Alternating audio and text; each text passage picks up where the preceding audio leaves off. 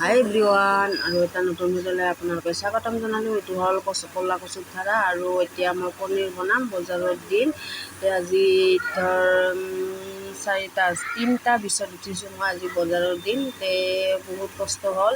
এতিয়া আৰু কি কৰিম, চব চব্জি শেষ হৈ গ'ল। এতিয়া অলপ পনীৰৰ তৰকাৰী বনাওঁ খাবৰ কাৰণে। এতিয়া প্ৰত্যেক শনিবাৰে আৰু বুধবাৰে ধৰ পনীৰ দি যায়, সেইকাৰণে পনীৰে খাওঁ আৰু নিৰামিষ নহয় আৰু পিঁয়াজ চিয়াজ এইবিলাক আদা ৰহুন চব দি দিম, কাৰণ চববিলাক বস্তু খোৱা খায়, সেইকাৰণে পিঁয়াজ ৰহুনটো দিয়ে দিম মই। এতিয়া ফ্ৰাই হৈ গ'ল। এতিয়া মানে কি কৰোঁ, অলপ পানী দিম, পানী দিয়া হৈ গ'ল পনীৰৰ চব্জিত। এতিয়া পানীটো দি অলপ উতলাই পনীৰটো দি দিম, হৈ যাব অলপ পিছত। তাৰপিছত এতিয়া উতল আহিছে, দি দিলোঁ পনীৰটো। তাৰপিছত এতিয়া হৈ গ'ল পনীৰ আঞ্জা। চাওকচোন কি ধুনীয়া হৈছে পনীৰ আঞ্জাখিনি, খাবলৈ ভাল লাগে আৰু মই খাব ভাল পাম।